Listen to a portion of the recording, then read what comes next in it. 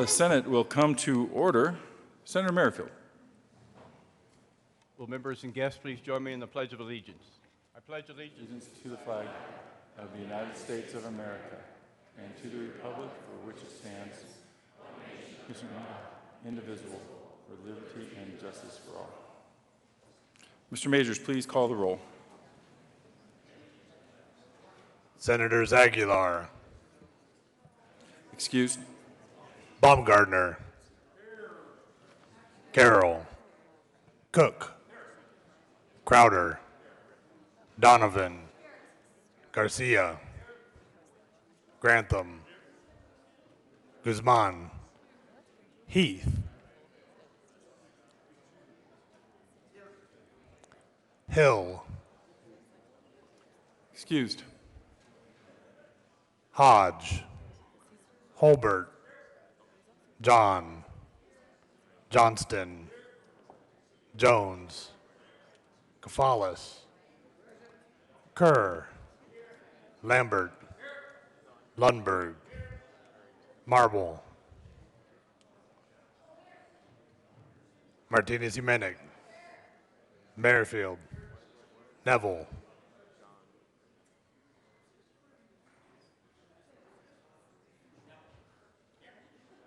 Newell, Roberts, Scheffel, Scott, Sonnenberg,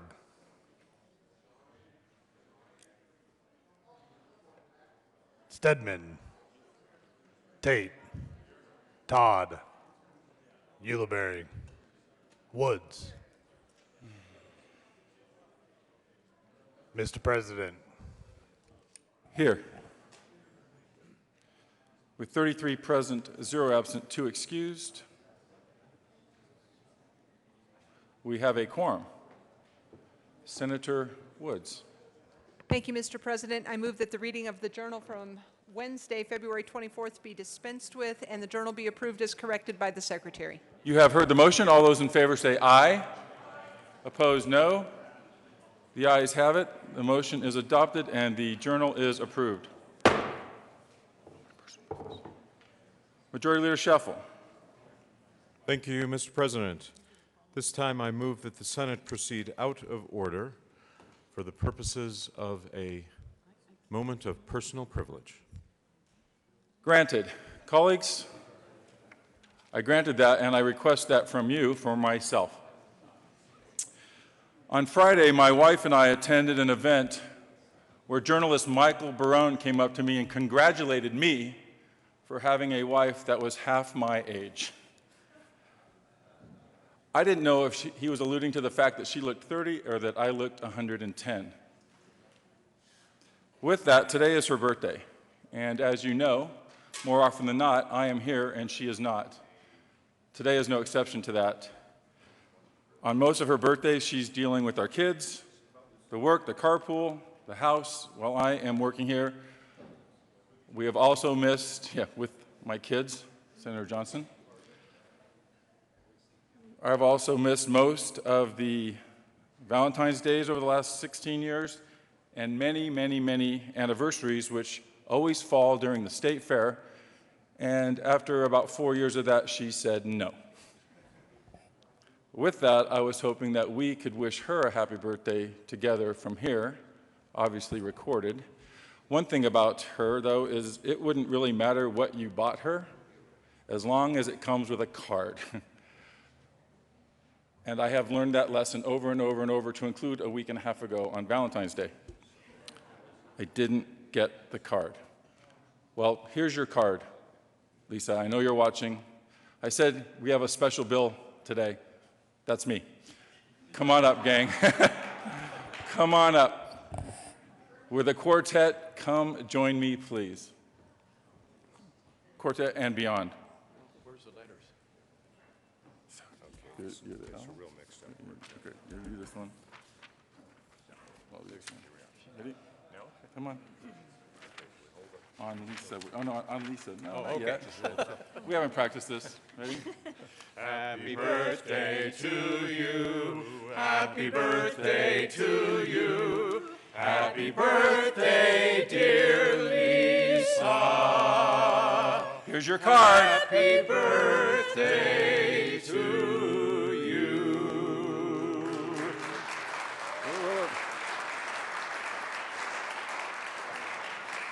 One, two, three. Next year. Thank you. See, it looks like the Eiffel Tower, doesn't it?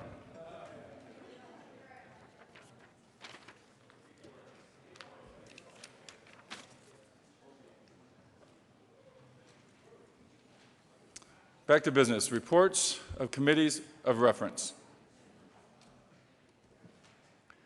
February 24, 2016, Mr. President, the Committee on State Veterans and Military Affairs has had in consideration as a hearing on the following appointments and recommends the appointments be placed on the consent calendar and confirmed. Members of the Colorado Channel Authority Board of Directors for terms expiring October 6, 2019, Timothy Michael Ryan of Aurora, Colorado, and unaffiliated, who has experience in the business operations of broadcast journalism, reappointed. Scott Allen Knocktree of Highlands Ranch, Colorado, Republican, to serve as a representative who has experience in the business operations of broadcast journalism, reappointed. Todd Barnes of Erie, Colorado, Democrat, appointed. February 24, 2016, Committee on State Veterans and Military Affairs, after consideration of the Marriage Committee, recommends the following: Senate Bill 37 be postponed indefinitely. February 24, 2016, Committee on State Veterans and Military Affairs, after consideration of the Marriage Committee, recommends the following: House Bill 1043 be referred to Committee of the Whole with favorable recommendation, with the recommendation be placed on the consent calendar. February 24, 2016, Committee on State Veterans and Military Affairs, after consideration of the Marriage Committee, recommends the following: Senate Bill 83 be referred favorably to the Committee on Appropriations. February 24, 2016, Committee on Judiciary, after consideration of the Marriage Committee, recommends the following: House Bill 1032 be referred to Committee of the Whole with favorable recommendation, with the recommendation be placed on the consent calendar. February 24, 2016, Committee on Judiciary, after consideration of the Marriage Committee, recommends the following: Senate Bill 116 be amended as follows and as so amended, before the Committee of the Whole with favorable recommendation. February 24, 2016, Committee on Business, Labor, Technology, after consideration of the Marriage Committee, recommends the following: Senate Bill 127 be amended as follows and as so amended, before the Committee of the Whole with favorable recommendation, with the recommendation be placed on the consent calendar. February 24, 2016, Committee on Business, Labor, and Technology, after consideration of the Marriage Committee, recommends the following: House Bill 1076 be referred to the Committee of the Whole with favorable recommendation, with the recommendation be placed on the consent calendar. February 24, 2016, Committee on Business, Labor, and Technology, after consideration of the Marriage Committee, recommends the following: House Bill 1025 be referred to the Committee of the Whole with favorable recommendation, with the recommendation be placed on the consent calendar. February 24, 2016, Committee on Business, Labor, and Technology, after consideration of the Marriage Committee, recommends the following: Senate Bill 96 be postponed indefinitely. Do we have the list to add them? Are we adding them?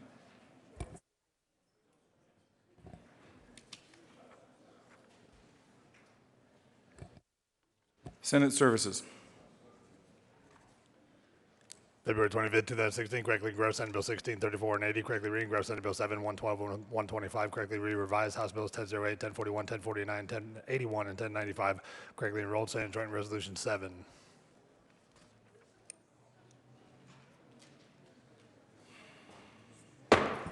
Third reading of bills, final passage. Mr. Majors, would you please read the title to Senate Bill 34? Senate Bill 34 by Senator Sonnenberg and Representatives Fields and Lawrence, concerning tampering with a deceased human body. Senator Sonnenberg. Thank you, Mr. President. I move Senate Bill 34 on third reading and final passage. Please add Senator Hill to the roll. The motion before the body is the adoption of Senate Bill 34 on third reading and final passage. Is there further discussion? Seeing none, are there any no votes? Senator Stedman.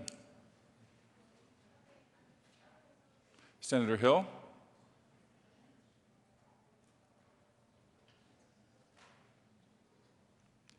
With 32 ayes, 2 noes, 0 absent, 1 excused, Senate Bill 34 is adopted.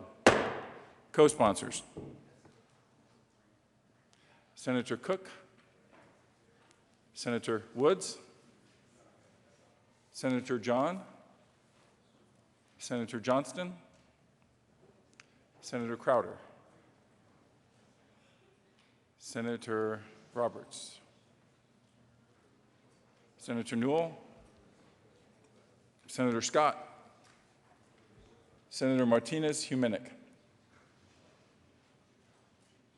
Senator Todd,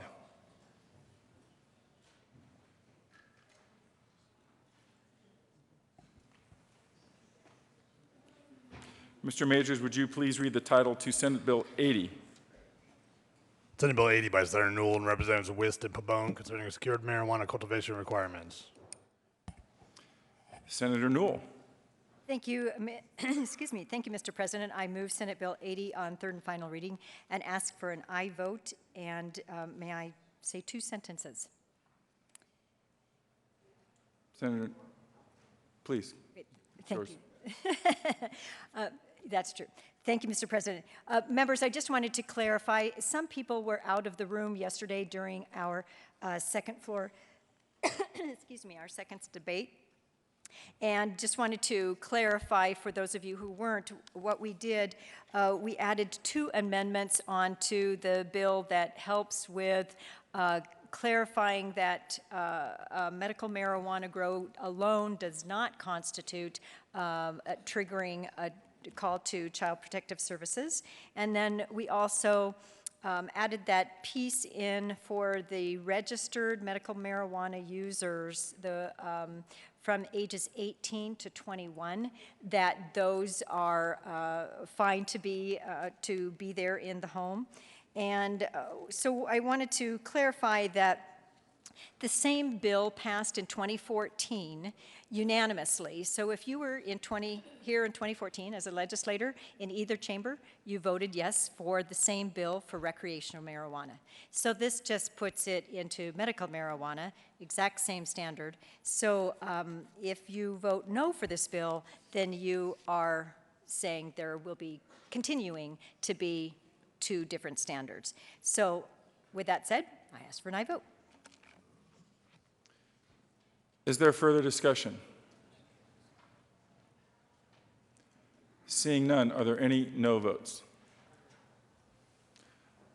Senator Stedman, Minority Leader Guzman, Senator Hill, Senator Baumgardner, Senator Lundberg, Mr. Majority Leader, Senator Woods, Senator John, Senator Holbert, Senator Sonnenberg, Senator Lambert, Senator Neville, Senator Grantham, Senator Marble, Senator Scott,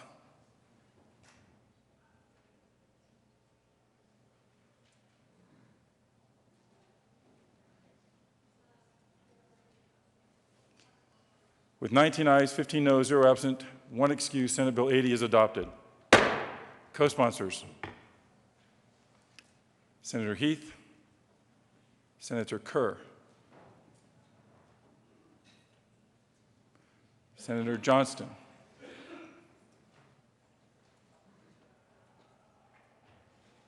Senator Tate, Senator Garcia, Senator Todd,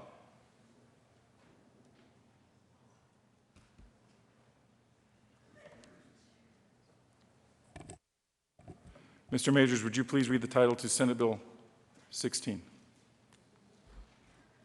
Senate Bill 16 by Senators Stedman and Cadman and Representatives Hollinghorst and Lawrence concerning the Scientific and Cultural Facilities District and in connection therewith amending the ballot question concerning the extension of the district to be submitted to the voters and modifying statutory provisions concerning the administration of the district.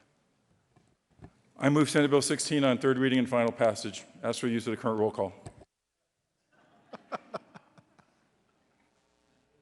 Is there further discussion? Senator Stedman. Thank you, Mr. President. I just want to say it's an honor to serve with you, an honor to work with you, and thank you very much for your support of arts and culture here in the 7-county metro area. Even though you're not a resident of the district, you recognize the value of this to the entire state, and I very much appreciate that. Thank you. Thank you, Senator Stedman. Senator Newell. Thank you, Mr. President. I just wanted to explain my no vote. It will be the first no vote I've ever had on anything arts related, but it's a temporary no vote because I am anticipating that the amendment put on the House will make it better so that those of us in the other areas outside of Denver will be more supported, and the minority organizations will be as well. So today I am a no vote. I plan on voting yes and co-sponsoring when it comes back. Thank you.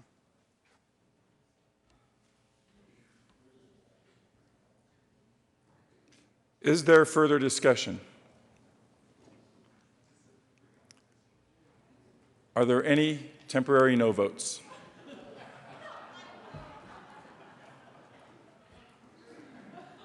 I know there's one.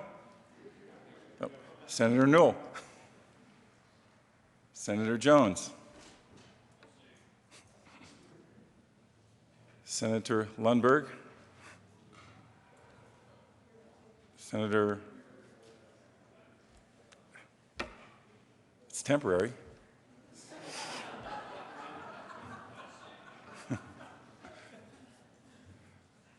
Does the body understand the word adhere?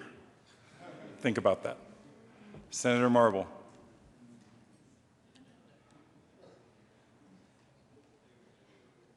Senator Lambert. That looks permanent.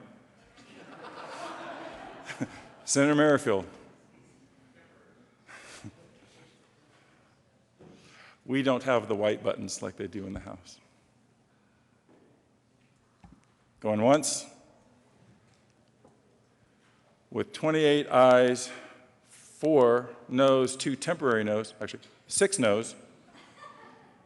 28 ayes, 6 noes, 0 absent, 1 excused. Senate Bill 16 is adopted. Co-sponsors, Senator Crowder, Mr. Majority Leader, Senator Merrifield. You raised your hand. That's permanent.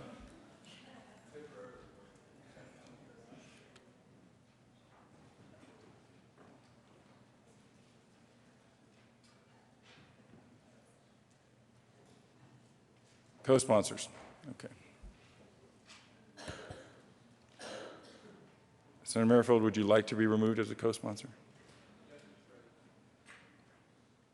Senator Merrifield will be removed as a co-sponsor.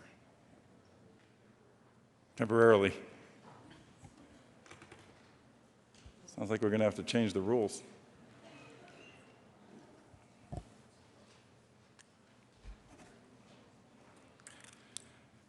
General orders, second reading of bills, consent calendar. Senator Sonnenberg.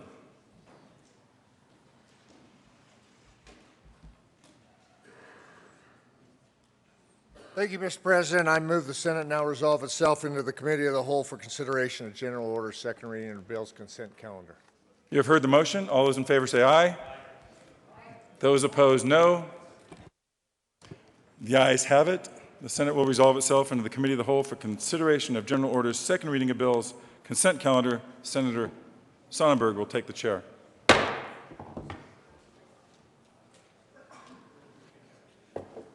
I get the cupcake? Yeah.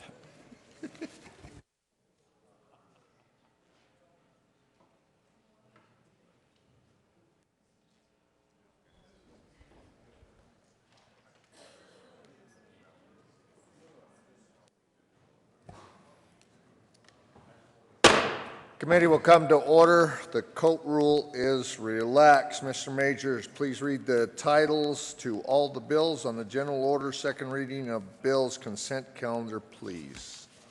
House Bill 1084 by Representative Lebsaw and Senator Holbert, concerning a modification of the exemption from the Colorado Liquor Code for home brewers that to permit an adult other than the head of a family to engage home brewing activities for personal use without obtaining a liquor license.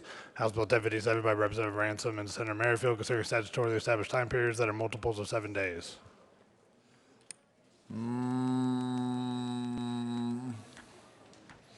Majority Leader Shuffle. What we're going to do now. Oh, I'm sorry. Thank you, Mr. Chairman. This time move that the committee adopt the 2 bills listed on the general order second reading of bills consent calendar, which includes House Bill 1084 and House Bill 1057, neither of which have committee reports. Mr. Chairman, ask for an aye vote. Is there any discussion? The motion before us is the adoption of the 2 bills, 1084 and House Bill 1057, on the consent calendar. Seeing none, all those in favor say aye. Aye. All those opposed say no. The ayes have it. Majority Leader Shuffle. Thank you, Mr. Chairman. I move the committee rise and report. Motion for the body is to rise and report. All those in favor say aye. Aye. All those opposed say no. The committee will rise and report.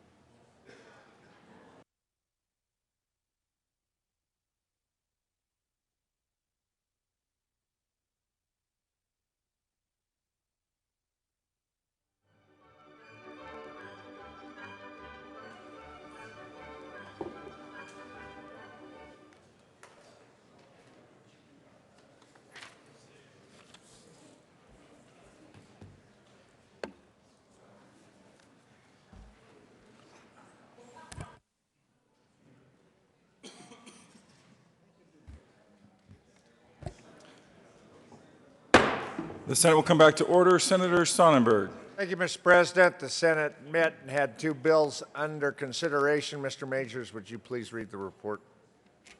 February 25, 2016, Mr. President, your committee whole brings the reports out of consideration of the following tax bills, being second reading thereof, makes following recommendations thereon. House Bill 1084 and House Bill 1057 passed on second reading in order to revise, placed on the counter for third reading and final passage. Senator Sonnenberg. Thank you, Mr. President. I move the adoption of the report. You have heard the motion. Are there any no votes? With 34 ayes, 0 noes, 0 absent, 1 excused, the report of the Committee of the Whole is adopted. House Bill 1084, House Bill 1057 passed on second reading and ordered revised and placed on the calendar for third reading and final passage. General orders, second reading of bills. Senator Sonnenberg. Thank you, Mr. President. I move the Senate now resolve itself into the Committee of the Whole.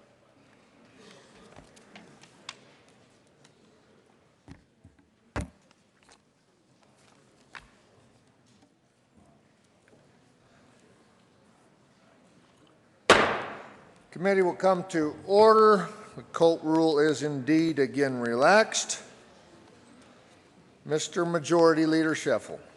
Thank you, Mr. Chairman. I move that the committee lay over Senate Bill 123 to the end of the general order second reading of bills calendar. Senate Bill 123. Do I need to vote? The motion before us is to move Senate Bill 123 to the end of the calendar. All those in favor say aye. All those opposed say no. The ayes have it. Senate Bill 123 will be moved to the end of the calendar. Mr. Majors, please read the title of Senate Bill 13. Senate Bill 13 by Senator Newell and Representative Singer concerning statutory changes related to the Office of the Child Protection Ombudsman. Senator Newell. Thank you, Mr. Chair. I move Senate Bill 13 and the Judiciary Committee report. To the Judiciary Committee report. Thank you, Mr. Chair. Members, in Judiciary, we added an amendment that changes, it makes some clarifications. We did some negotiation with the governor's office and some of the county folks, and we came. The adoption of the Judiciary Committee report. All those in favor say aye. All those opposed say no. Judiciary Committee report is adopted. To the bill, there is an amendment on the desk. Mr. Majors, please read Amendment L005. Amendment L005 to Senate Bill 13 by Senator Newell, amend printed bill page Senator Newell. Thank you, Mr. Chair. I move Amendment 005. And members, this is basically a technical cleanup that the Judicial Department had asked for.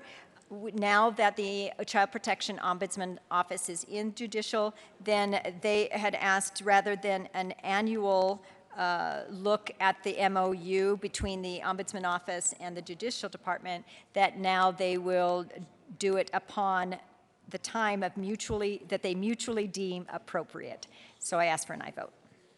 Any discussion on the amendment L005? Seeing none, the question before us is the adoption of amendment L005. All those in favor say aye.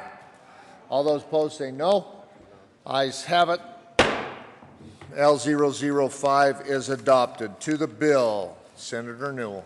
Thank you, Mr. Chair. Members, I guarantee you this is the last time I'm coming to this mic about the Child Protection Ombudsman Program. As you, I'm termed out. I can't come back anymore.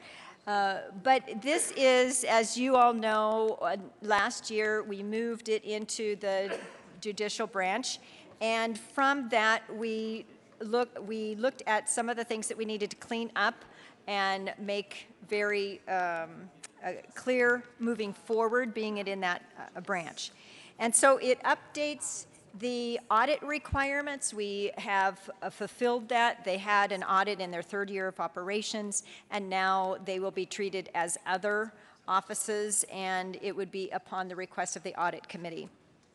It also clarifies the intent of our 2015 legislation that my colleague from Berthoud and I did last year, and that was to distinguish the roles between the ombudsman, the office, and the board. In almost 400 years of ombudsman offices around the world, we are the only ombudsman office in history and from where we can find around the world where we have an advisory board. So indeed, we're doing it the Colorado way, which is unique, and so we had to clarify what that might look like for an ombudsman office.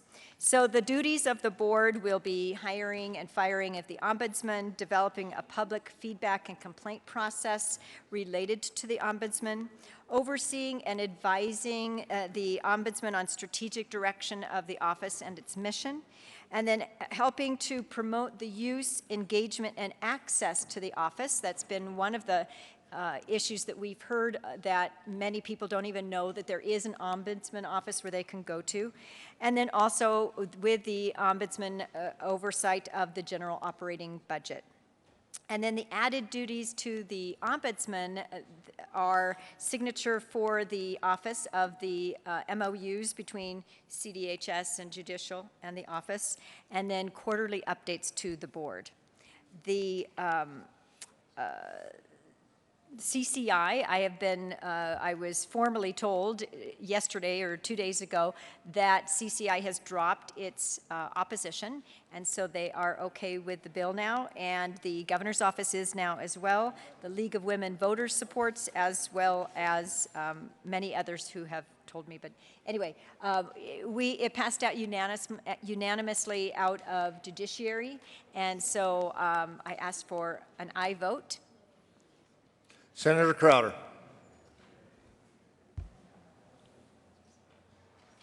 Thank you, Mr. Chair. I just had a question on this, and I realize this has been stricken, but when it says the ombudsman has complete autonomy, control, and authority over operations, budget, and personnel decisions, I realize that it's been stricken with your amendment, but I'm just curious as to what role this body plays in this. Does this ombudsman have, what type of control do they have outside of this body? Do they still answer to us, or do they answer just to the committee?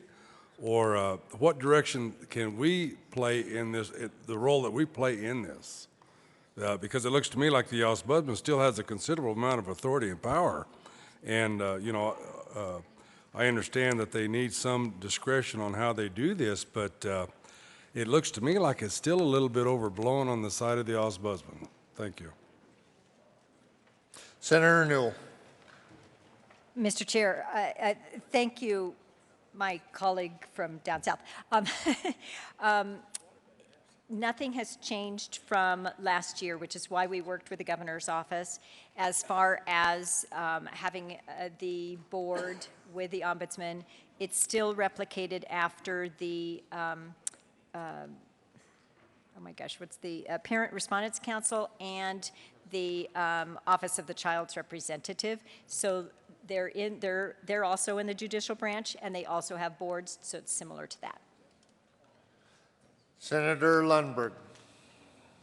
Thank you, Mr. Chair.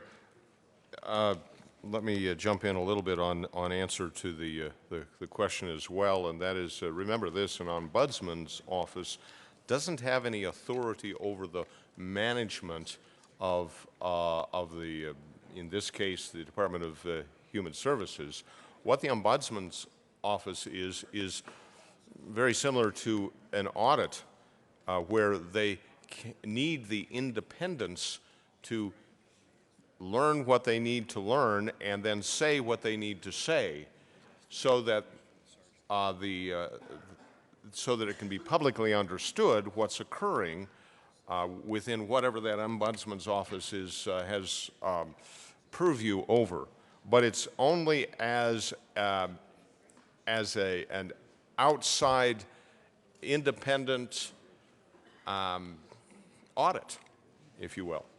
So the power they control is, or they possess, is the power to communicate.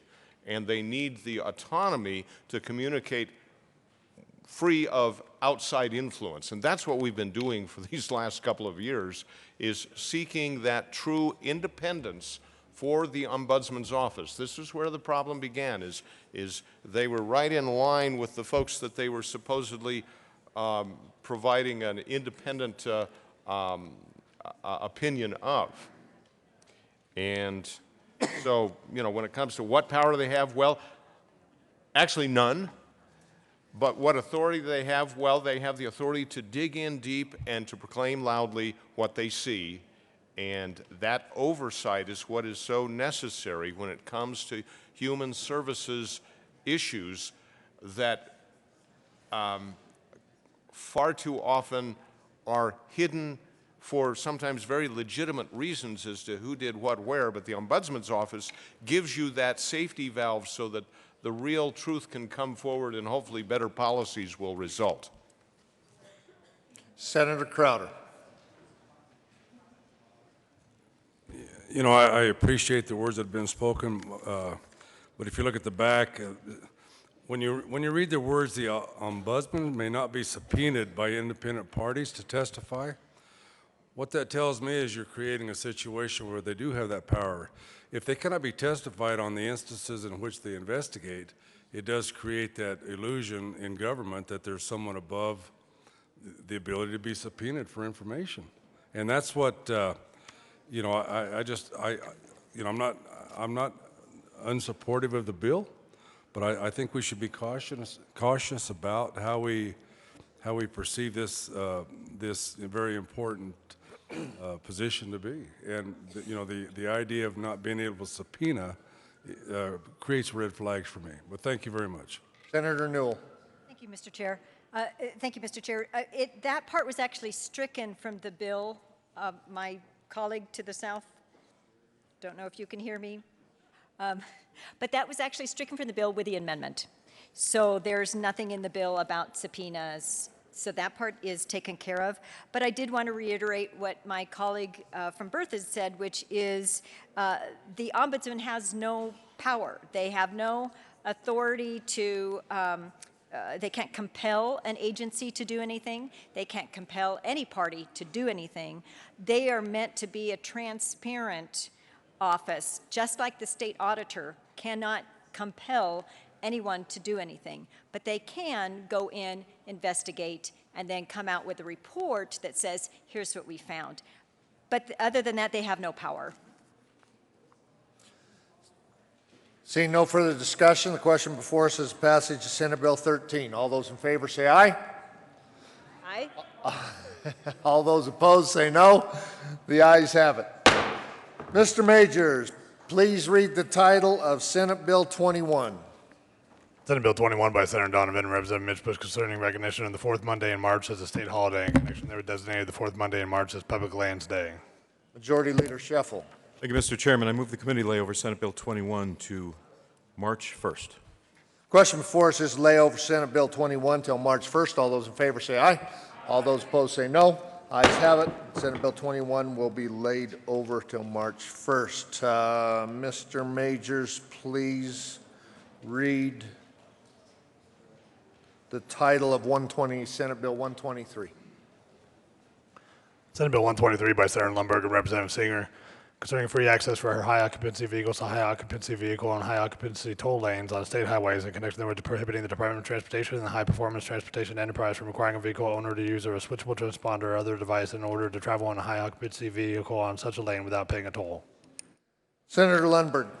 Thank you, Mr. Chairman. I move Senate Bill 123 and the Transportation Committee report. To the committee report, Senator Lundberg. Thank you, Mr. Chair. The Transportation Committee report, actually just a little quick, this is concerning the use of HOV lanes on our state highways, and the Transportation Committee report included the acknowledgement that motorcycles are HOV vehicles, and that is recognition within federal law, but it has not been in place in Colorado. They've been treated like they were a car and not a motorcycle, which is by its very definition HOV, unless there are special provisions that have been done, which have not. So that's what the Transportation Committee report did. It included motorcycles. Seeing no further discussion on Transportation Committee report, all those in favor of adopting the Transportation Committee report say aye. Aye. All those opposed say no. Transportation Committee report is adopted. To the bill, Senator Lundberg. Thank you, Mr. Chair. Members, I would urge you to at least lend one ear to the discussion on this bill, because it has generated a great deal of interest in some circles and is worthy of your attention and hopefully understanding. And it takes a little bit of, there are a lot of components here, but it all revolves around this, and that is the policy that the Colorado Department of Transportation has concerning HOV lanes.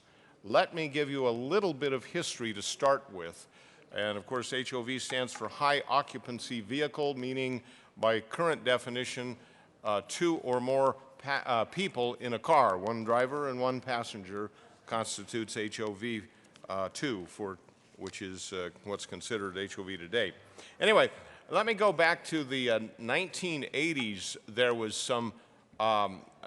some decisions made to encourage HOV travel on our roads for a variety of reasons, and as a consequence, a rather major construction occurred in the early 90s on I-25 in the north part of Denver to create the HOV lane system, which opened in 1996. And as I'm sure you're quite well aware, that's the system that reverses direction every day to relieve some pressure from the rush hour traffic of both coming into the downtown Denver area and then leaving to the north. And that was the system from 1996 to the year 2006, at which time that road system was turned into a hybrid of both HOV and a tolling system. And if you recall the way that worked, it being a 2-lane system, it was rather smooth. You'd drive into it, and if you were HOV, you would align yourself in one lane for the reader mechanism that they had in place. And if you were a toll car, meaning you didn't have the HOV and you were willing to pay the fee, then you would go in the other, and they would either do it through a transponder if you had one, or they would read your license plate and send you the commensurate toll to that. Well, that was initiated in 2006, and to be HOV, you simply had to have 2 or more people in the car. Rather straightforward. It's functioned now for nearly 20 years. But then last July, the policy was changed again. And now, to be HOV, to use this lane as a high occupancy vehicle without any fees or tolls, you had to buy a transponder. And you had to also invest in a down payment for tolling fees, and you had to give the the tolling authority your credit card so they could continue to charge you for tolling fees in the future.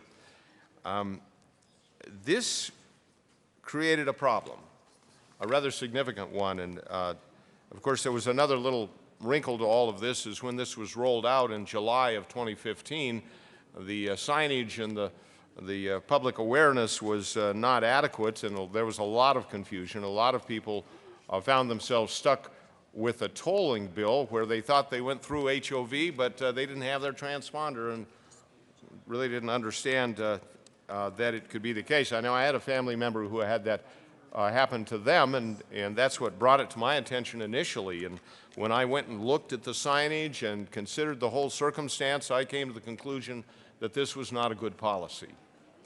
And therefore, I had Senate Bill 123 prepared. And what it does essentially in its original form is to say, let's go back to the older system where if you're HOV, you can drive on those lanes for free. And I'm sure you're aware that there are other roads being constructed that have the initial intent of being both HOV and a tolling lane. And most of those are, I think all of those are actually a single lane system, which does create some additional problems. But my contention is the current system as being implemented by the Department of Transportation and of course approved by the Highway Commission is not appropriate. It creates too many problems and too much confusion in its present form, and it needs to change. Hence, I have Senate Bill 123 before you. Now, let me review a few dilemmas that have occurred out of this.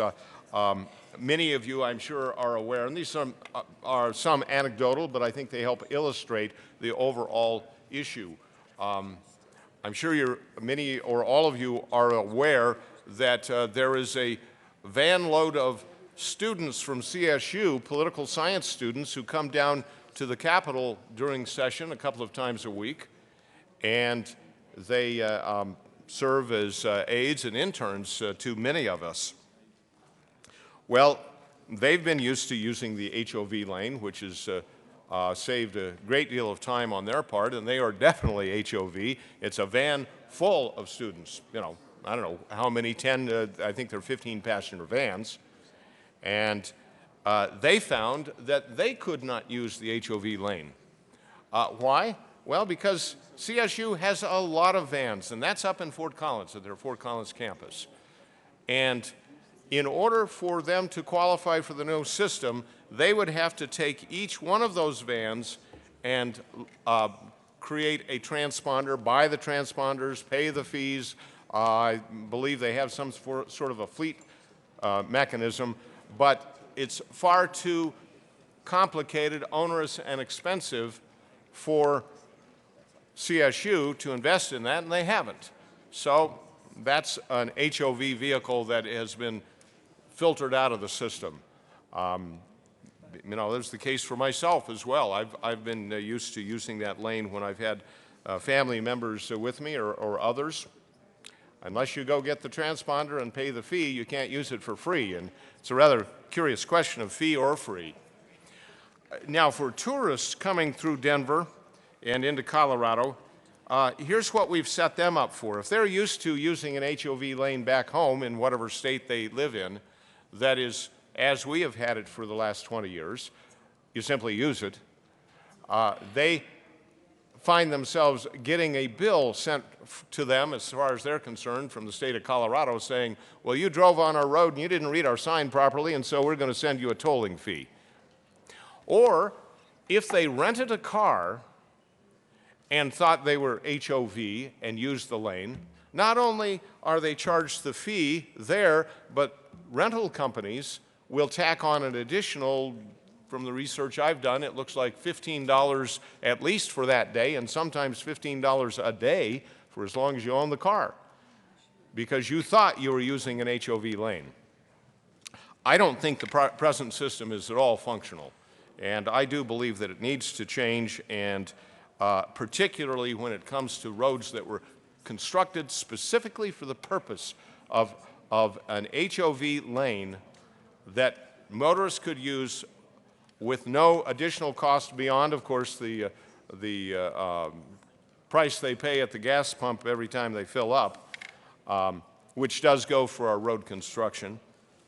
I believe that the policy should go back to that realm, and in the discussions with CDOT, it's become apparent that maybe we need some adjustments to accommodate some of the other lanes that are being constructed today, but let's not just assume that the citizens of Colorado have to go buy a transponder in order to use the HOV lane for free. That defies logic, and it is not good public policy. I urge the adoption of Senate Bill 123, and look forward to some additional discussion, debate, and maybe some amendments that may come our way as well. Senator Jones. Thank you, Mr. Chair. Well, members, I support 123. I ask you to do the same. A little background. Along the US 36, where my constituents live, or many of my constituents live, we have a highway that goes from Denver to Boulder. It's been used for many, many years. And they've been trying to improve it, and the local governments did a great job in trying to get the money together to do that. The problem came at the end, and that's when they decided to do a public-private deal that was largely secret, and we got a 50-year privately run road with carpool lanes, no longer carpool lanes, they're really toll lanes. And so my constituents for that road are paying 5 times now. 5 times. They're paying the state gas tax. They're paying the RTD sales tax.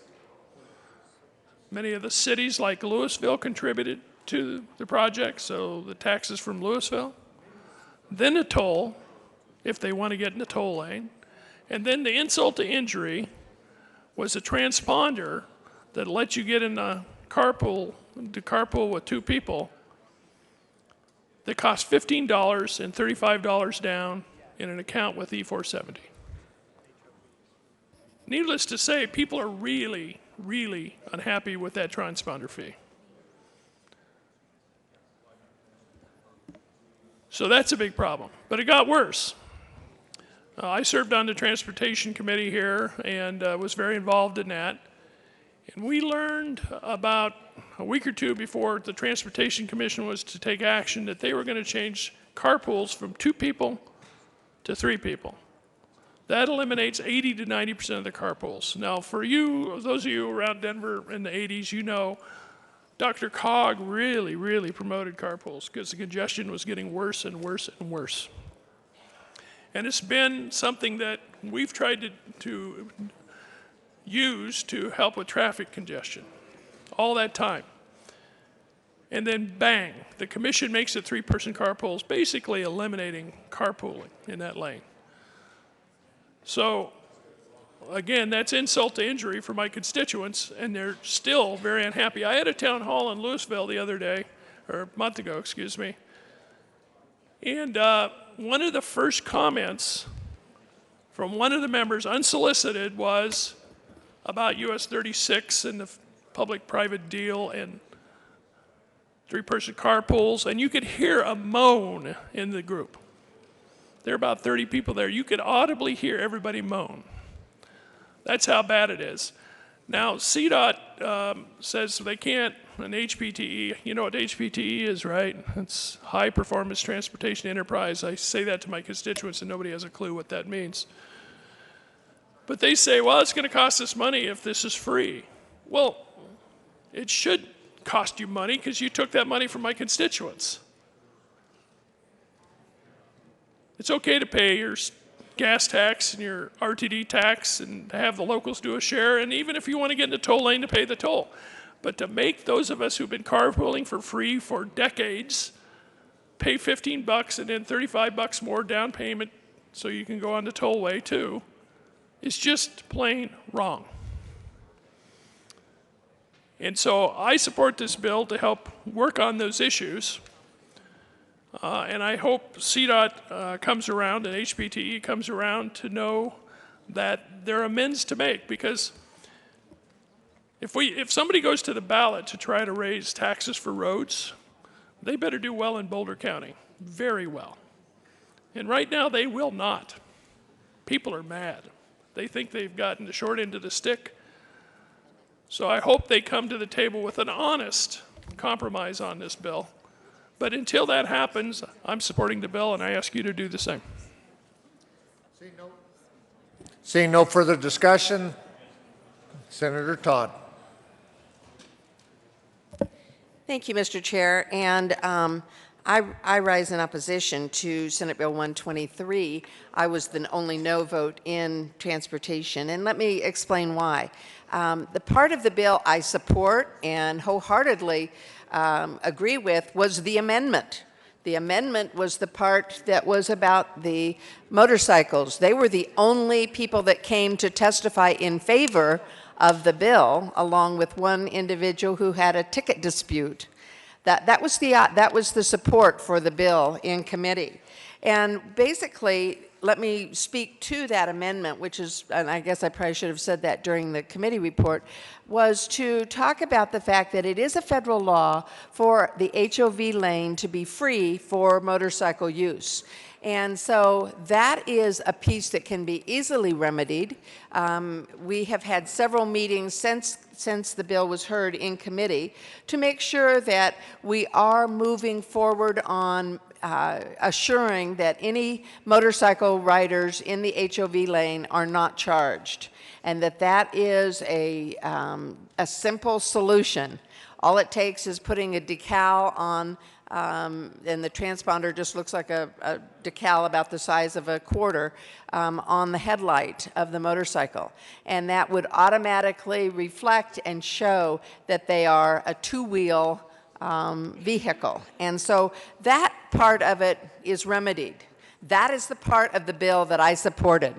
That is the part of the bill that I continue to pledge to abate members and some of our motorcycle riders in Colorado, that we need to make that taken care of ASAP. Let me share with you some of my concerns that were expressed in committee by the opposition. Dr. Cogg, that really studies and looks at what is good for the whole state, not just one area, but for all the different regions, came out in opposition to the bill. And the main reason was, I'll just quote, Herb Atchison said, "If toll collection system goes away, the costs go up, license plate disputes, and the contract with HPTE is in jeopardy. Legal ramifications with the state and federal government to cover maintenance on Highway 36. We have already made an agreement. We have already said this is in place. And so now to come back and say, well, we're going to pull this out from under and we're going to start all over again is not being, I believe it's being disingenuous and probably is in jeopardy of a lawsuit. The other piece to that I want to make very clear is that when you drive along Highway 36, you have a choice. Let me explain this. You have a choice. You can pay to drive on the managed lane, the toll lane. You can drive in the HOV lane if you have 3 or more people free, or you can drive in the regular lane. Very similar to when you choose to fly and you go through the line to check in. You can pay to be TSA pre, you can pay to be clear, or you can go through the regular line. So the freedom to be able to ride and drive on the free lane is there. The choice, if you want to go faster and you think that the traffic is moving more rapidly and you're in a hurry and you want to go into the managed lane, you may do so, but there is a charge for that. Why is there a charge, and why did this come about? It came about because we have so much congestion along the highway. Our traffic pattern of movement of cars, and we've all sat in stalemate and sat in our cars and waited and waited. If we want to move along faster, we made a decision for the bus rapid transit to have a lane, and we assured them that lane will help them move more rapidly.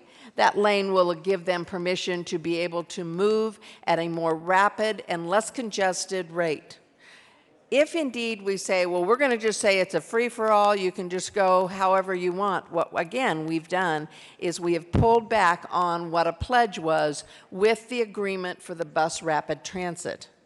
This is an important piece that it is not just let's all of a sudden make a change. This is an agreement that has been made, has been thought out. Are there still some issues and challenges? Absolutely. Because as we add technology and as we add that switchable transponder, it does make it a little more complicated. Have we arrived at it? Absolutely not 100%. Many other states are struggling with the same challenges. That is why at this point, nationally, we are having many conversations, they are having many conversations to discuss what does this look like so that it's not a complete change from one state to another, that there's a consistent kind of transponder system. But we're not there yet, and so this is a transition. I know there's been some complaint about the signage. Again, looking at what do we need to do to make sure that it is clear? What do we need to do to make sure that people know and understand what their choices are? And I just keep wanting to emphasize the word choice, because if you drive along the highway, no one is forcing you to go into the HOV lane. No one is forcing you to go into the toll lane. You can drive along and get there. You may have more congestion, it may be slower, but you can get there and it's free. And there's no complication, you don't need a transponder, you can pretend like that doesn't even exist. But if you choose to want to move at a more rapid rate, then the $15 investment for a transponder, for the little decal to be put on the back of your steering wheel, is what that choice is. The other piece that I do want to mention is that US 36 serves as a multimodal toll HOV transit lane. This is new for Colorado. So when we think about making those changes, normally we have just our regular lanes, and then we started with our HOV lanes. This is a way of trying to decrease some of the congestion, to allow for people that do want to move at a faster rate and to have those choices. Again, it's new to Colorado. It needs to still have some of the bugs worked out of it, but I do believe that we are moving in the right direction to keep the traffic flow going. And I will close by just simply saying, choice is important to all of us. I chose to pay extra for TSA, for pre-TSA, so I don't have to go through the long lines at the airport. I choose whether I want to invest in a transponder to be able to move at a faster pace and to be able to switch it back and forth. If I'm in the HOV and I have 3 or 4 people with me, great. If I am choosing to pay the toll, great, I switch it. But if I am just driving and I don't want to have to pay or even use the transponder, that choice is mine, and I get to stay in the free lane and move along with the traffic as it moves ahead. The unintended consequences of Senate Bill 123 of leaving us with commitments that we have made for pay for the highway and for taking care of the agreements with the bus rapid transit for people to be able to move at a faster, unencumbered way is in jeopardy if this bill goes through. Again, I urge a no vote on Senate Bill 123, and I pledge to the motorcycle riders in Colorado that we will get that part done. That was not the intent of the bill. That was an add-on. That was the only reason that some people voted for the bill. So with that, again, I urge a no vote on Senate Bill 123. Senator Neville. Thank you, Mr. Chair. Friends, I know 123 is only about Highway 36 and this transponder, but I think it's a bigger issue that we have than that. You know, we have a situation where this body basically punted on its responsibilities with transportation in 2009. They passed a number of what we call the faster, they're not taxes, I guess, they're fees. But those fees are being utilized for a lot of different areas other than what their intended purpose under Article 10, Article 10, Section 18 of our Constitution requires that it should be focused on transportation, roads, bridges, and the maintenance thereof. So we have transit. You know, we have a situation where we have the Regional Transportation District that brings in $1.1 billion every year to focus on 3.5% to 5% of the ridership, total ridership in the district. 3.5% to 5% is the estimate. $1.1 billion.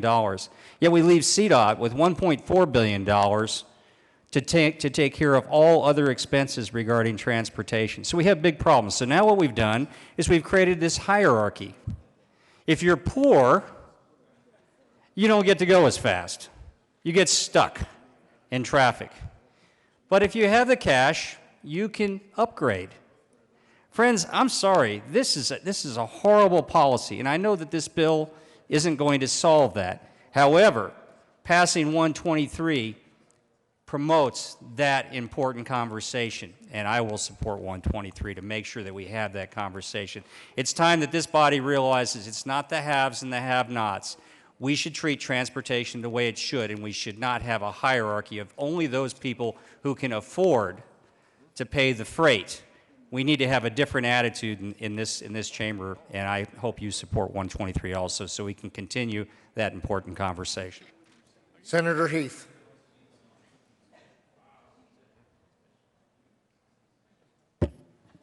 Thank you, Mr. Chair. This is an issue that a number of us, particularly on the Highway 36 corridor, have been dealing with now for a number of years. And to say that there are issues with this is an understatement. And let me just go on record as saying to the sponsor of this bill that I really appreciate the way he has dealt with it. I went to him and said, I think we've got some things we can talk about here that we can get to, and he was kind enough to lay it over till today. And I still think we can do some things with it, and he and I are chatting about this. Here's my issue, and my friend from Aurora talked about it as well. We've basically got local governments that are in support of keeping it as it is. And that's because of the agreement that we made, HPTE made, with Plenary and others as to how Highway 36 would work. And it sets an example of going, of how I-25 North will go, and frankly, how all probably future for-profit and not-for-profit public-private partnerships are going to work in the future, because we frankly don't have the transportation dollars to do it ourselves. So, as I think was alluded to here, there's a lot more at stake than just Highway 36, because it's the future of what we're doing. Clearly, we've got some issues as to what's happened. We did sit down yesterday with CDOT, with HPTE, with the bill sponsor, myself, and a few others, and we kind of went through this. The irony of all of this is that transponder is the only ability that we have present, the only technology that we have present to basically monitor and be able to collect the tolls.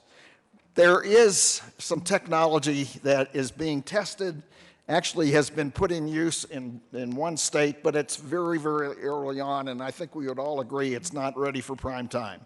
It's probably 2 years away. So what we have is this interim period between now and when we get technology that will really work without transponders, without having to click it.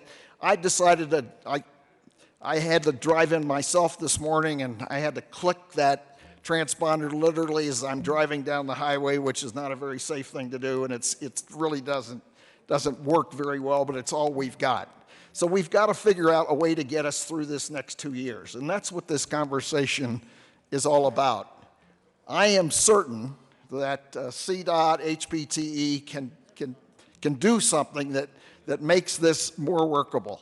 We're trying to get there. I will go along with some of the amendments I know we need to make to this, and I think my friend again from Aurora will as well. But the bill in its current form I can't support because I think what it does is throw everything into a real issue, a real trouble in terms of the contract that we've already made. That's my problem.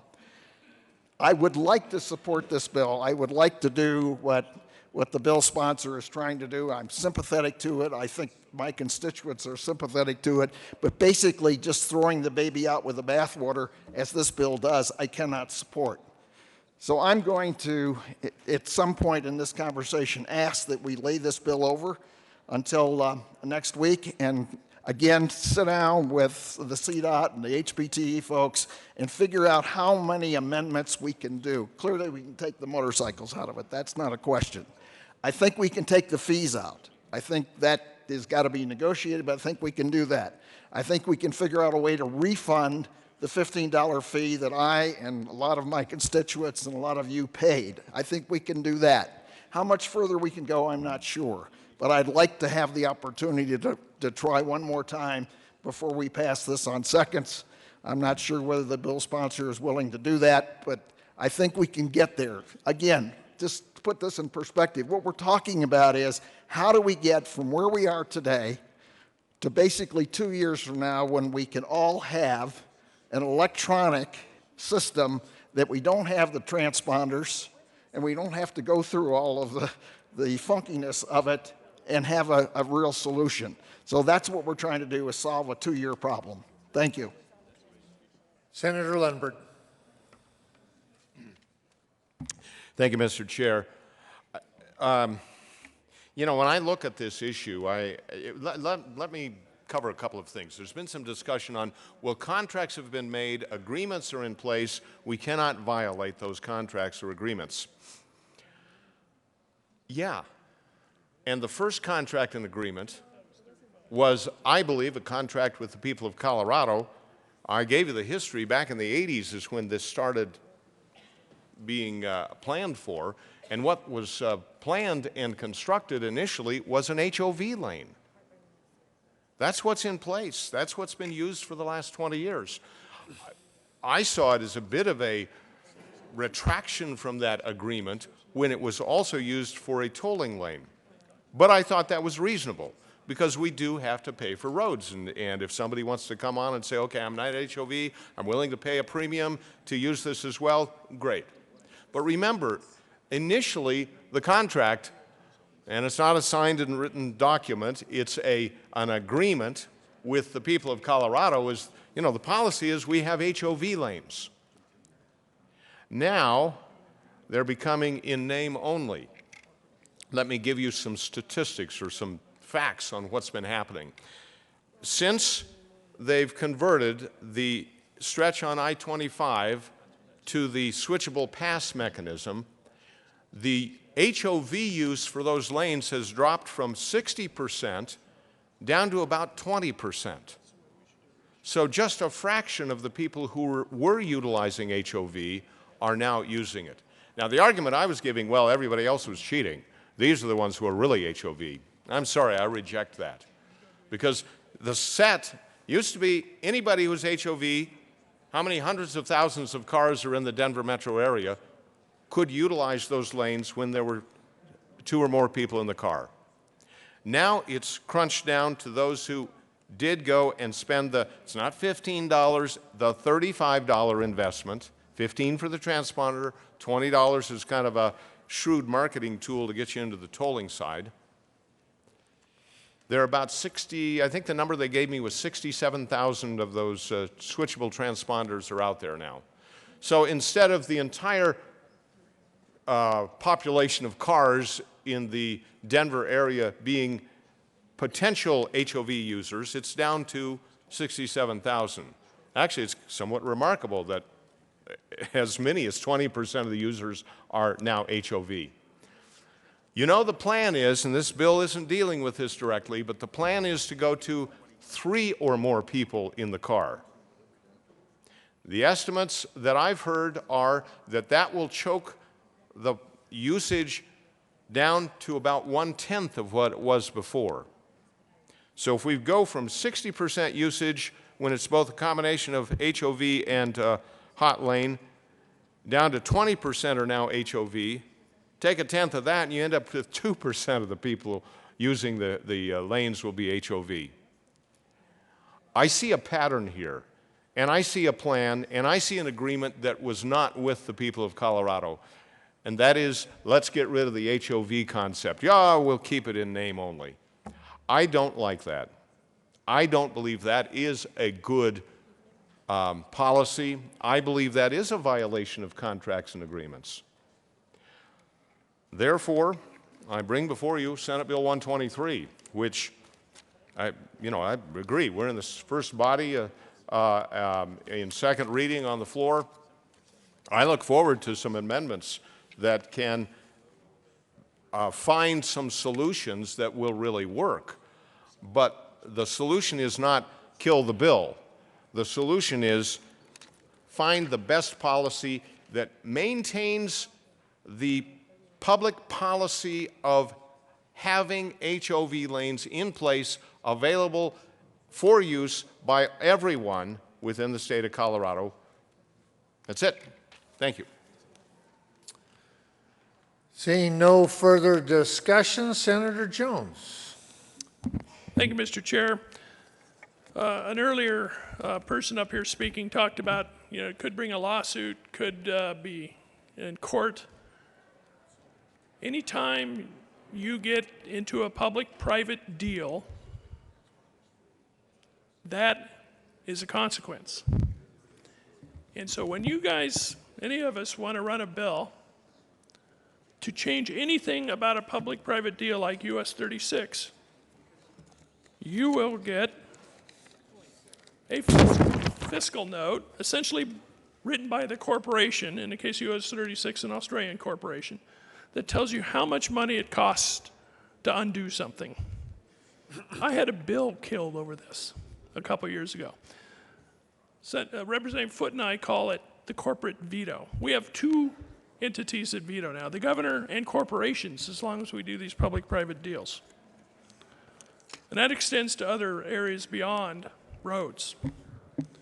So when people seem to think the solution is a public-private deal, just know you may end up like US 36, where you can't change anything without paying the corporation, and it's for 50 years, 3 generations. That's bad public policy, folks. It's not only taking out a loan for the state, it's taking out somebody else's loan that lives in some other country. And then having them tell the entity that they work with how much something's going to cost if you try to change anything, and you will not be able to change anything in here. It takes away our authority and our ability in representative democracy to advocate for our citizens. So, to this bill, so for me, you have transponders are here. For this system to work, the transponders have to be there. What really bothers me, as I said earlier, is that you have to pay for this transponder, $15. It was insult to injury. Oh, I thought a sixth the way my constituents pay. They pay registration fees into the High Performance Transportation Enterprise. So for me, that's not the High Performance Transportation Enterprise money, HPTE's money. It is my constituents' money when they're already getting a bunch from them. So I would move 004.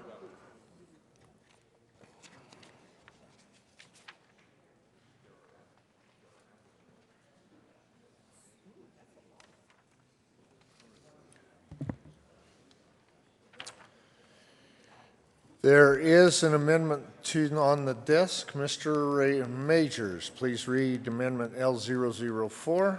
Amendment L004. Senator Jones. Thank you, Mr. Chair. This does the two things I said, and that is, number Would you one. please move the amendment? Excuse me. Thank you, Mr. Chair. I move 004.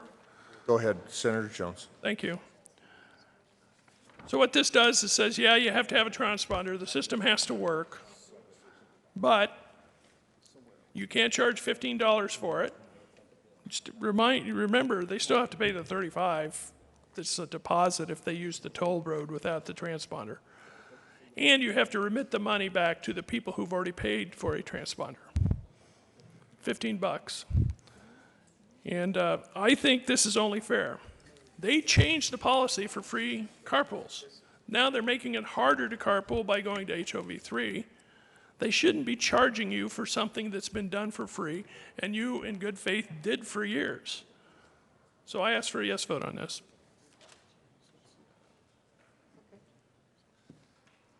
Senator Lundberg. Thank you, Madam Chair. Mr. Chair. Uh-oh. Thank you, Mr. Chair. And the truth is, that's probably a compliment to me. Senator Lundberg. I'm going to stick to the amendment, Mr. Chair, and urge an aye vote, but somewhat regrettably in the sense that what I really believe we need to get to is a system for the state of Colorado where you don't have to go sign up, give them their credit card number in order to use this free lane if you have a sufficient number of people in your car.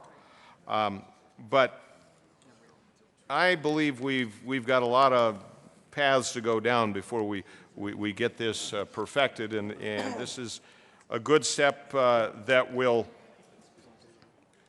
that's pursuing some solutions that we can really find. So I'm urging an aye vote for Amendment 4, and let's proceed and try to be efficient. Is there any other to Senator Heath? Thank you, Mr. Chair. And I'm going to vote in support of this. I do think this is one that we can get CDOT to agree to, and I think the fact that we encourage them to do this is a positive way to go. I do hope, however, that we can lay over this bill and pursue additional opportunities beyond this, which I also think are possible. So I will encourage an aye vote as well. Is there any other discussion on Amendment L004? Seeing none, the question before us is the adoption of L004. All those in favor say aye. All those opposed say no. L004 is adopted. Senator Lundberg.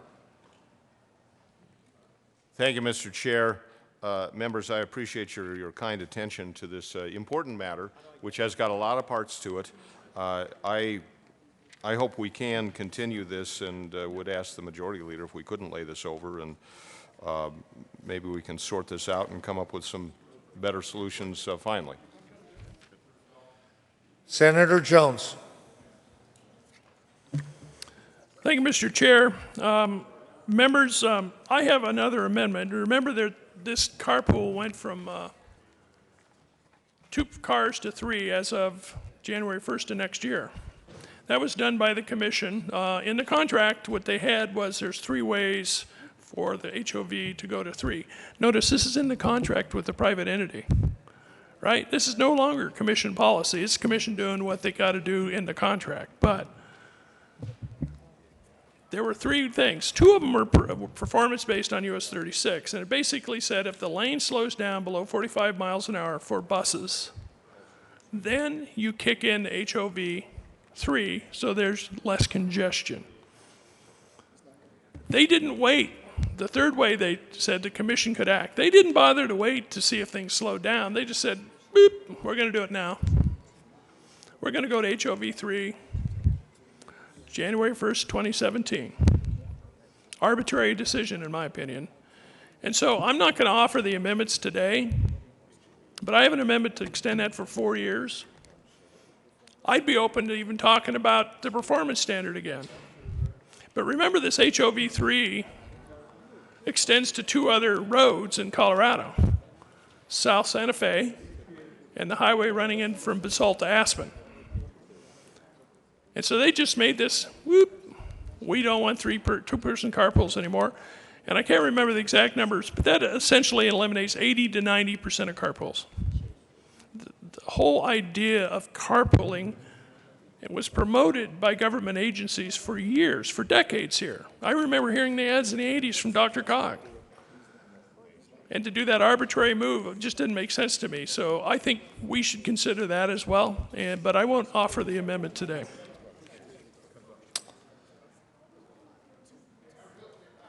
No further discussion. Senate Majority Leader Scheffel.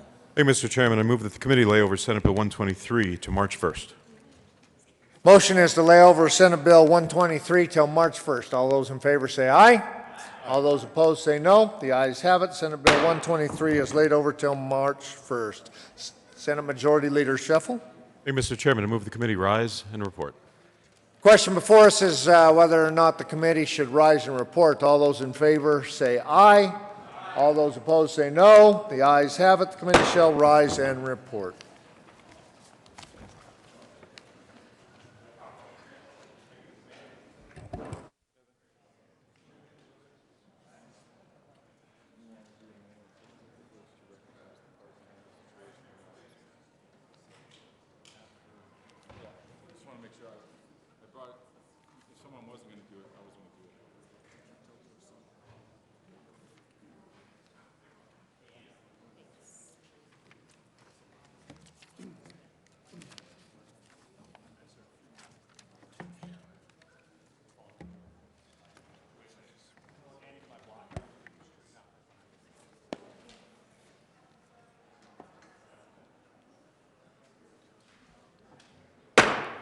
The Senate will come back to order. Senator Sonnenberg. Thank you, Mr. President. The Senate committee has met and had two bills under consideration. Mr. Majors, please read the report. February 25, 2016, Mr. President, your committee whole basically reports under consideration the following attached bills, being second reading thereof, makes following recommendations thereon. Senate Bill 13 is amended, passed on second reading, in order to gross, placed on the counter for third reading and final passage. Senate Bill 21 and Senate Bill 123 is amended, laid over until March 1st, 2016, retaining their place on the calendar. Senator Sonnenberg. Thank you, Mr. President. I move for the adoption of the report. You have heard the motion. Is there further discussion? Seeing none, are there any no votes? With 34 ayes, 0 noes, 0 absent, 1 excused, the report of the Committee of the Whole is adopted. Senate Bill 13 is amended, passed on second reading, and ordered, engrossed, and placed on the calendar for third reading and final passage. Senate Bill 21, Senate Bill 123, as amended, laid over until March 1st and retaining their place on the calendar. Message from the House. February 25, 2016, Mr. President, the House has passed on third reading transfer of the advisory statutes, House Bills 1188, 1170, and 1193. The House passed on third reading transfer of the advisory statutes, House Bill 1192 is amended.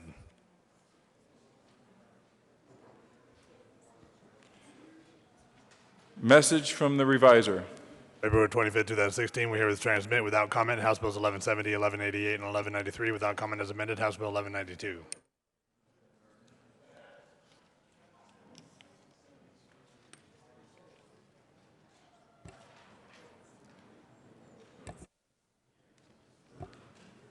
Colleagues, please welcome back former Senate President Norton to the chamber.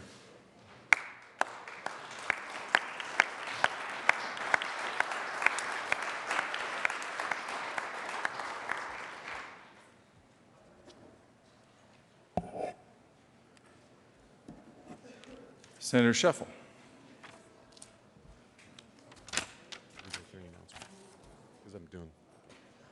Thank you, Mr. President. I move at this time that the Senate proceed out of order for a moment of personal privilege by Senator Grantham. You have heard the motion. All those in favor say aye. All those opposed, no. The Senate will proceed out of order. Colleagues, please rise. Senator Grantham. Thank you, Mr. President. I ask for a moment of personal privilege. Granted. Thank you, Mr. President. Thank you, colleagues.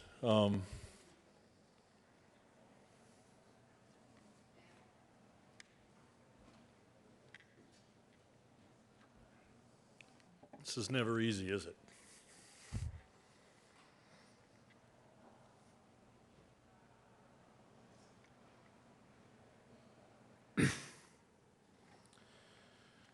Yesterday morning, as we were in here debating, doing our business, is when I first got the indication of what was going on, just up the highway, up in Bailey.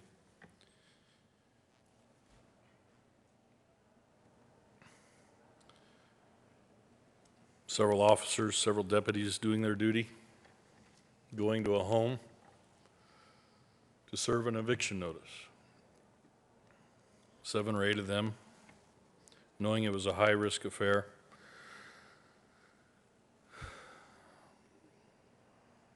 approached the home,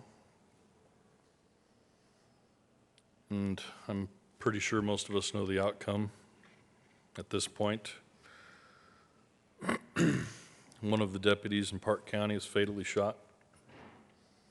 2 others were injured as well, one very critically. Was in surgery all day yesterday, and one not as critically.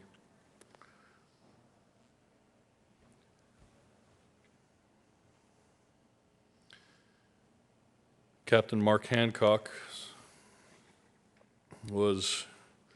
received non-life-threatening injuries yesterday. He's a 21-year member of the sheriff's office in Park County.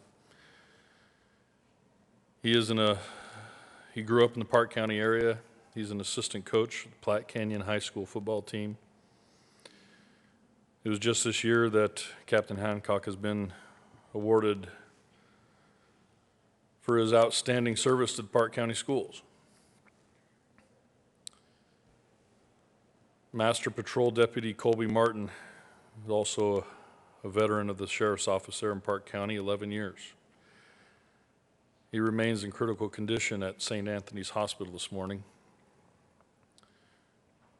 And it hasn't been long since he received a life-saving medal for safely evacuating 3 people from a burning home.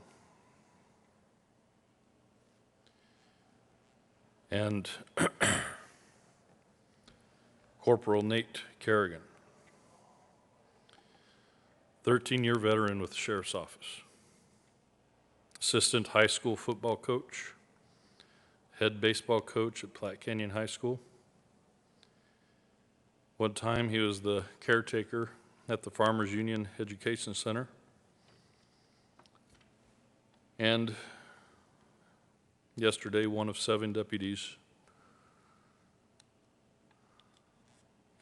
or prior to this in 2013, he was one of 7 deputies honored for work apprehending a burglar and a kidnapper.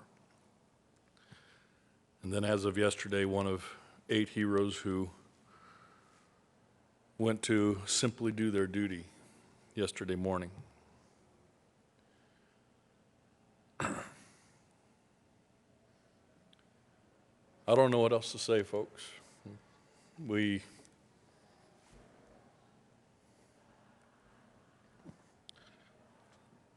are many things I'd like to say this morning, but in honor of those who put on the badge, who put on the uniform every single day.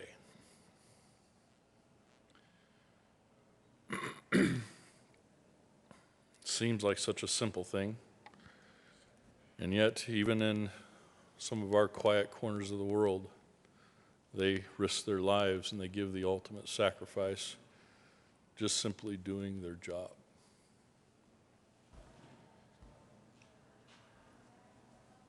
We as the Senate can honor these men and women who put themselves in harm's way every day for us, and we do. And I'm proud of the people I stand with here today that will honor those who deserve honor, who truly deserve to be honored today for their sacrifice. To the family, to the friends, to the colleagues of Corporal Kerrigan, we offer our prayers, we offer our deepest condolences and our sympathies. We pray for you, as we do for all of those who put on the uniform and serve us every day. And Mr. President, if it is permissible, I would ask for a moment of silence and if permissible, for the chimes to ring. The Senate will stand in a moment of silence in honor of those who serve and pay the ultimate price, which is now seeming to happen all too often.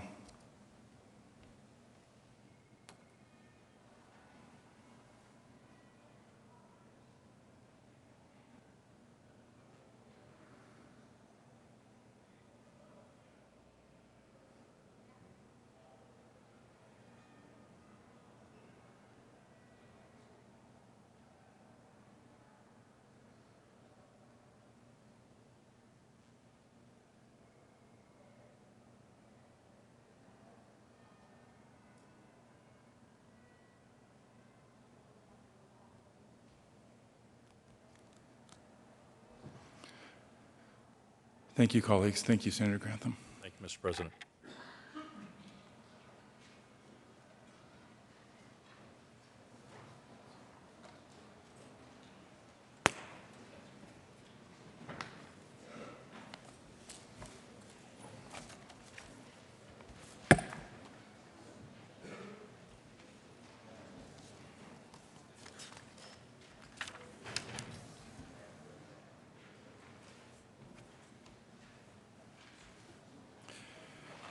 Consideration of governor's appointments, consent calendar. Mr. Majors, would you please read the appointments?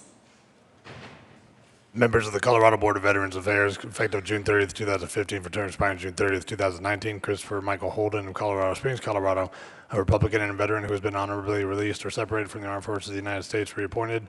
Holly K. Caldwell of Parker, Colorado, a Democrat and a veteran who has been honorably released or separated from the Armed Forces of the United States, appointed. Majority Leader Scheffel. Thank you, Mr. President. I move that the Senate confirm the governor's appointments listed on the consideration of governor's appointments consent calendar, which includes members of the Colorado Board of Veterans Affairs. You have heard the motion. Is there further discussion on any of the appointments?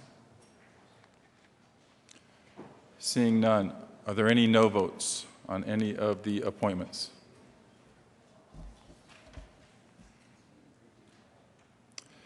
With 34 ayes, 0 no, 0 absent, 1 excused, Christopher Holden and Holly K. Caldwell are appointed as members of the Colorado Board of Veterans Affairs.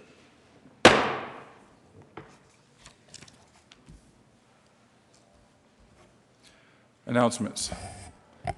Senator Newell. Thank you, Mr. President. May I ask for, I am asking for permission for a moment of personal privilege. Granted. Thank you, Mr. President. Members, I have 2 tributes today to 2 of our organizations. We have members in our chamber here today from the Colorado Counseling Association and the Association of Social Workers. And we talk very often in this chamber and in our committees about mental health and the need for mental health services and access. And so these are the people on the ground doing that work. And so I'd like to read this, if I may, Mr. President. The Senate of the Colorado Legislature, convened in the 2nd regular session of the 70th General Assembly, hereby extends heartiest congratulations and commendations to Colorado Counseling Association. The Colorado Counseling Association is the state branch of the American Counseling Association, offering state advocacy, education, and resources to mental health professionals. Counselors offer professional relationships to diverse individuals, families, and groups, empowering them to accomplish mental health, wellness, education, and career goals. The members of the Colorado State Senate are grateful to professional counselors and the positive impact they have on mental health in the state of Colorado. On request of Senator Linda Newell, given this 25th of February 2016, State Capitol, Denver, Colorado, Bill L. Cadman, President of the Senate. Thank you so much. Colleagues, please welcome our guests and thank them for their service.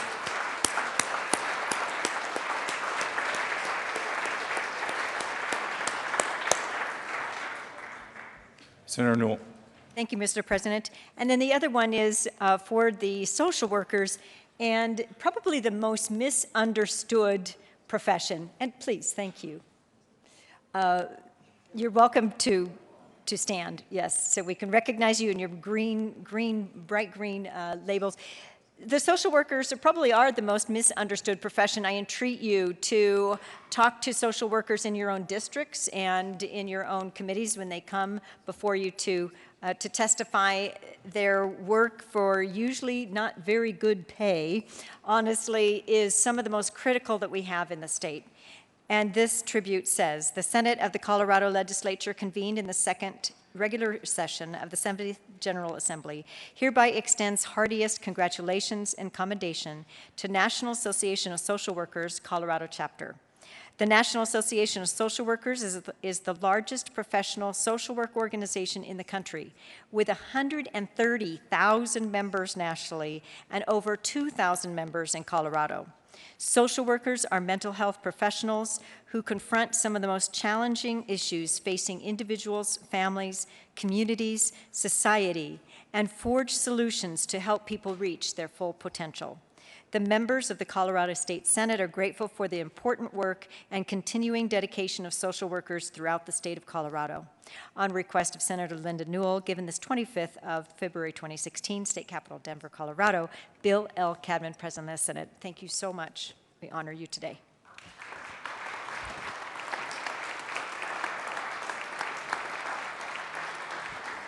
Senator Heath. Thank you, Mr. President. Ask for a moment of personal privilege. Granted. Thank you. Colleagues, I am proud and pleased to have my wife of 54 years, Josie Heath, here with us today.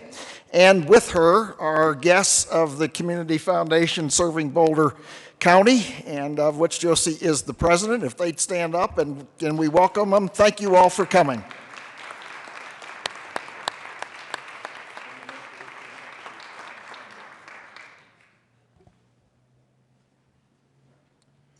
Further announcements? Senator Kafalis for all three. Thank you, Mr. President. Good morning, colleagues. I have three announcements that I wish to share. One is a reminder that today at noon, the nonpartisan Colorado Health Institute is doing their Lunch and Learn in SCR 356. Lunch will be provided. That's from 12 noon to 1 o'clock. And the title of their presentation is Colorado's Big Health Bets, What's Paying Off. The second announcement I wish to make is you all should have received a booklet on your desks. Today is Human Trafficking Awareness Day, and there's a really excellent exhibit downstairs on the first floor. And also, I believe at 12:30 there will be a rally at the West Foyer in the Capitol. And there will be various speakers talking about the issues related to human trafficking. I encourage you to participate and take a look at the information in the booklet. Finally, tomorrow, the Frontier House and Spirit Crossing clubhouses are doing their annual legislative meet and greet. That's tomorrow morning, February 26, 7:30 to 9 a.m., outside of the old Supreme Court Chambers building. And these are the organizations that work with persons who have mental health disorders and addictions, and they help them to find employment and complete their education. Thank you. Senator Todd. Thank you, Mr. President, and want to just remind you today is the Colorado Cancer Caucus from 12 to 1:30 in LSB B across the street. So come and join us. Lunch will be provided, and look forward to seeing you there. Thank you. Senator Lundberg. Thank you, Mr. President. Members, be aware that today is P&C Insurance Day, Property and Casualty Day. There are a lot of people here at the Capitol who've come down from many companies that provide that type of insurance coverage for businesses and people here in Colorado. So if you find them, say hi to them. Senator Ulibarri. And Senator Stedman. Thank you, Mr. President. Colleagues, you received a notice on your desk for an LGBT Lobby Day lunch. No date was presented, so we want to clarify that for you. That is Monday at Central Presbyterian Church, 1660 Sherman Street, For those of you who don't know the LGBT acronym, this is not lettuce, guacamole, bacon, tomato sandwich caucus. This is actually the Lesbian, Gay, Bisexual, Transgender Coloradans Lobby Day. Come learn about issues of inclusion for the lesbian, gay, bisexual, transgender community Monday at 1 o'clock. Senator Stedman. Thank you, Mr. President. You know, Senator Ulibarri, I'm more than willing to be guacamole if you'll be bacon. I'm just glad you were able to get the date straight. Hey, work with me, people. Further announcements. I will offer a reminder that you were invited to the screening of Heaven Sent tonight, and considering we still have 2 weeks left to the middle of the session, halfway, and if you're in the mood to get in the Christmas spirit, for it's a movie that will be released during the next Christmas season, I encourage you to attend. Additional announcements. Mr. Majority Leader. Thank you, Mr.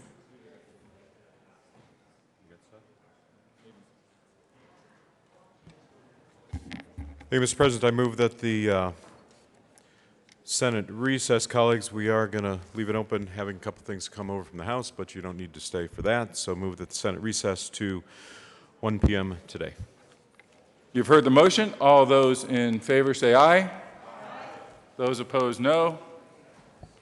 The ayes have it. The Senate will recess until 1 p.m.